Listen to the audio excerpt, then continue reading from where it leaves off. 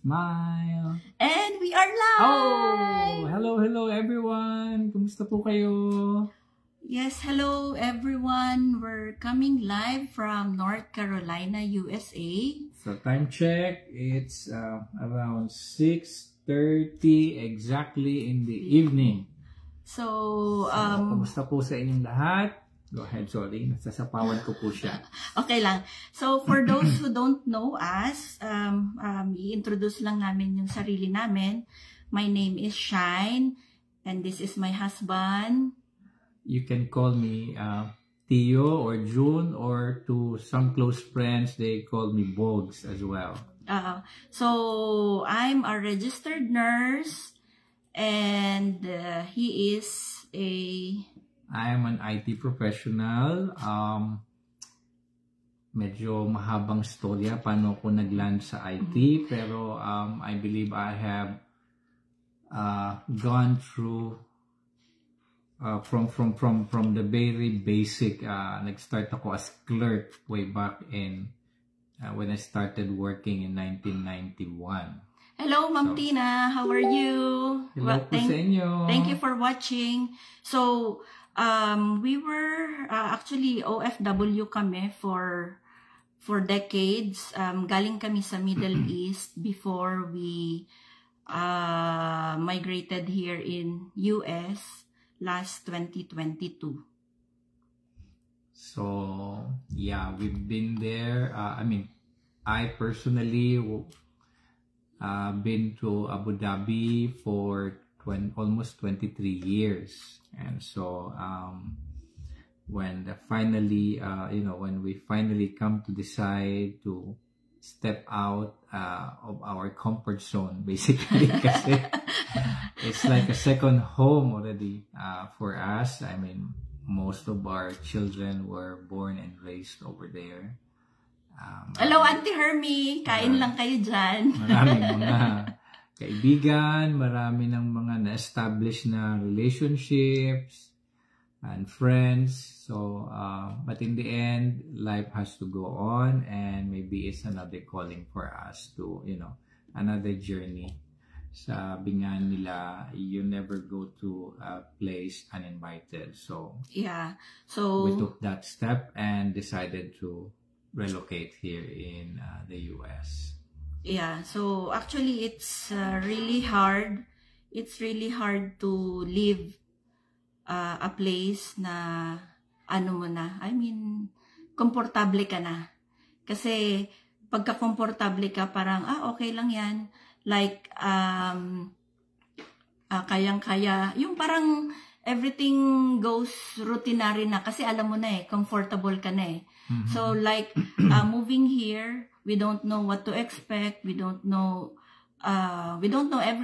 anything about US pa. But everybody dreams to be here actually. So we're still grateful despite of leaving people behind sa Abu Dhabi. We're still grateful na nandito kami sa Amerika and having all the benefits ba masasabi yon? We have all the benefits at saka yung somehow nakagain na rin kami ng mga friends over here. Yeah, anyway, just like any other, whenever you are new to a place, syempre, sort of mag-start ka ulit, establish ka ng network mo, try to get along, get used to the culture, and try to adapt to a new way of life compared dun sa pinanggalingan mo. And I would say for the past 2 years we've been coping up naman. So yeah, so we are really thankful to God and to our new friends na na-meet namin along the way. Yeah, so actually it's not the first time I went out from my comfort zone pala.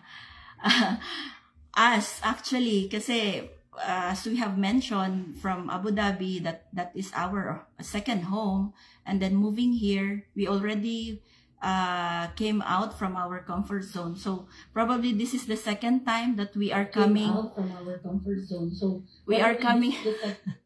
So we are actually coming out again through this go live. So maybe you are wondering why we are doing this go lives. So actually, we accepted this challenge from our online business. So this challenge is 90 days go live challenge. So this is our 3rd day na. Actually, it's not easy to do this because we as husband and wife, dili jud me we are a private person actually. Dili mi jud naga Facebook, if mag Facebook lang kami, it's like ano lang, share lang ng mga posts ng ibang tao. So like it's really an achievement for us na makagawa ng isang gantong challenge. Actually ako lang kasi siya damay to. Damay lang po ako dito, wala akong magawa. Pero anyway, I was the one who introduced her with the business. Yeah, actually, we will just share something about this, how we found out about this business. Actually, it was him who found this business and then registered my email. Registered my email doon sa ad na napanood niya sa YouTube, I believe. So at first, I was yeah, happy wife, happy life. Yes, agree ako dyan, Ma'am Tina.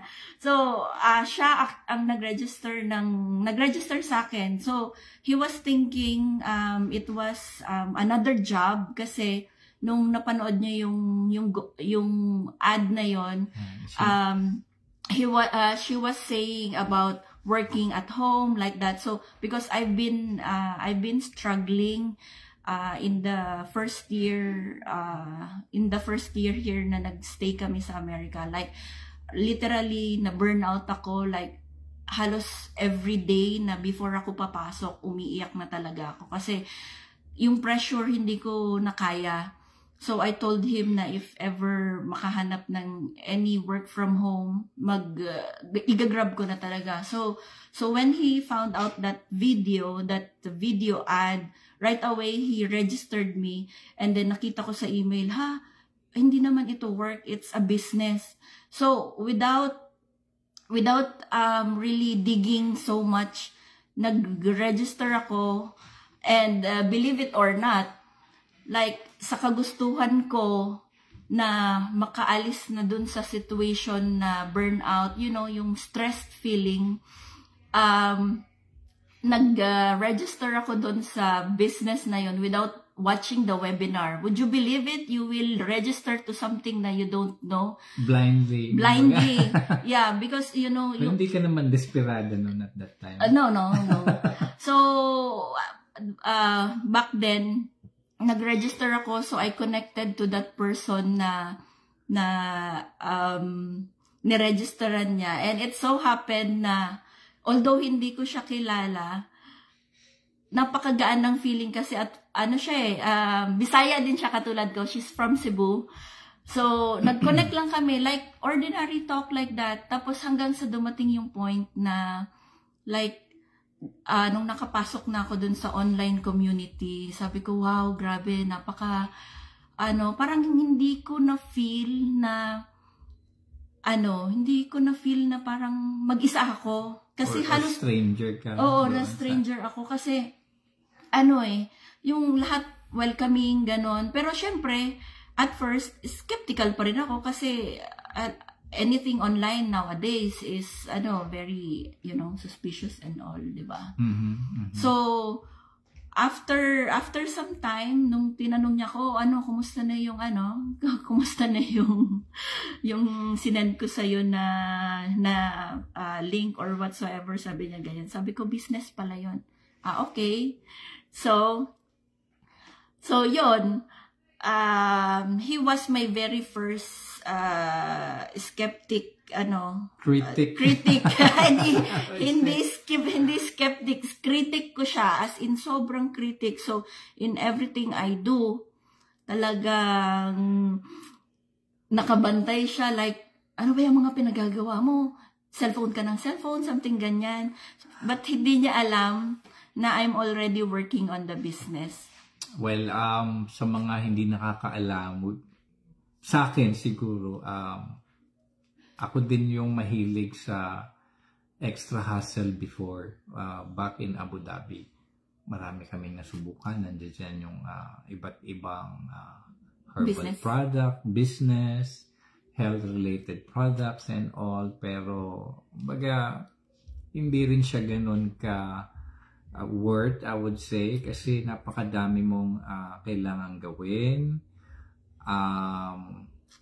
to the point na hindi nag-succeed yung business, in short. And so parang sabi ko sa sarili ko, we've been there, done that, and here comes another, business opportunity na kailangan namin maging mas cautious the second time around, or the third time, if I may. I think because we've been through a lot, and we really invested money, because when you say business, syempre kailangan mong mag-really invest. And we're not just talking of, okay, pag bumili ako nito, business owner na ba ako, etc. etc. So hindi naman ganun kadali. When you say business, syempre kailangan mag-put ng investment para ka maka-earn ng return mo. So ang experience ko dito sa journey na to is that I've never seen my wife as active as this before. In fact, ako yung nag-i-initiate dati nung nasa Abu Dhabi kami. Ako yung palaging nag-i-initiate, pero siya yung deadma. Siya yung hindi mo makikitaan ng interest. Sige, kumbaga, andito lang ako, tuloy mo yan. Pero hindi siya yung ganun I would say, ka-enthusiastic, ka-aggressive, ka-involved to the point na, nag-subscribe na siya sa Canva, meron na siyang mga, marunong na siyang mag-design ng website. Okay to sabi ko. Never ko siyang tinuruan. Never din siya nag-ask sa akin kung paano gawin yon. So, I would say this is something great, and this is something life-changing, and we're so excited where it will lead us. Definitely, everybody has to make their own due diligence, and syempre, you have to believe in what you are doing. Yes. So that your prospects will also, it will reflect eventually dun sa mga prospects mo. And ang mga pagbabago sa kanya is yun nga, as what I've mentioned. Tapos, ito na, nakikisali na rin siya sa mga challenge. So, sige, kumbaga, ako yung naglagay sa kanya dito sa sitwasyon na to. So, I mean, it's just, it's just right na, kumbaga, supportahan ko siya. Not only as a husband or a spouse, syempre, for me to also see what she saw with the business, with how the business opportunity and the promises that it can offer. We'll just have to be open-minded and very supportive of each other, syempre. And just continue sharing, by the way, so palaguin natin yung ating mga viewers. So you will see definitely more of us, more of this type of videos in the future. This is a 90-day challenge. Definitely, hindi naman tayo papakabog until ma-reach out natin yung mga people with the right ears, with the right mind, with the right perspective in life, how we see things, and like-minded people, how we view life as a husband and wife, as a migrant dito sa US, yung mga bagong salta, and people who are just trying to improve themselves and their lives better yesterday than today. Actually, Ano naman, we're not replacing our jobs naman. We're still working. I'm still working as a nurse. He's still working as an I'm still full-time employee. I mean, so this business that we are sharing is just an opportunity to have a supplement income. Kasi it won't hurt naman. Like everybody needs an extra, right? Right, yeah. So like if you have extra on the side, you have extra to give. Because you can't give anything if you don't have nothing, right? Right. So Yeah, this I do agree. what we are doing right now, we're just sharing the blessing that we receive, the blessing that we have found from this business. Like in anything naman, it's not really an easy, there's not really an easy way for you to do it, even sa pagtatrabaho natin, 'di ba? So kailangan pa rin natin, we need to work hard to earn the money. In our business, it's just the same. You need to put your dedication, your hard work, and I know that everything that you sow, you will reap. So, on top of that, syempre, kailangan lang maging committed. Yeah, and we need to be consistent. Yeah. Ang lagi kong ang dasal on a daily basis, sabi ko, always, God would always grant us the grace, the resources, and help us Hi, Mira. grow it, para at least Thank you for ma-share watching. din namin yung blessings to those people who are really in need of help. So yun, with this in mind, syempre, kailangan mong dagdagan ng action, dagdagan ng dedication, commitment, para at least ma-improve mo yung mga bagay na kailangan mong ma-improve. Oh, hi Ate Mimi and Ate Ali, Kuya Ali. So, thank you for watching, everyone. So, yun lang. Ayaw na ba? We just want to share our goals, not just for the business, our goals personally. Yeah. Like, I mean, syempre, as you all know, we have small kids pa, and as much as possible, we want to be with them, to have more time with them, especially when they are in their growing years. We still have 7, turning 5, and we have 20 months old. Yeah. So although we still have a lot of time, but as for me, because I've been there na hindi ako lumaki kay mama before. So there were milestones that were missed and can never take. I can never go back from there. So ang sa akin lang, I don't want to repeat the same. We want to change the blueprint actually. Personally, when I started this business, that was the thing that came into my mind. I want to change my blueprint, and that extends to my kids, to the kids of my kids, you know, the generations to come. If I will not do this, then nobody else will. Right, yeah. So that's our goal, like to have more time with the kids, especially, and also since we are here in the US, more bills are coming, bills left and right. So we may not be able to pay it off all, but we are very hopeful that we will pay it slowly, like not very slowly, maybe few months from now. We are on our way. We are on our way. We're claiming it already. Yeah, that we are working on it. Yes, we're still working on it. We are still working on paying our loans. Yeah. Especially all loans, mortgages, everything, so that in the end, you know, we will not be having so much to worry about about the bills, kasi tumatanda na kami. like, we aged, hindi na tayo bumabata. So, we have all our, we have all our, Kaya mo yan, Besh. parang, hindi man time limit na masasabi. Kasi, I mean, our body gets tired also, di ba?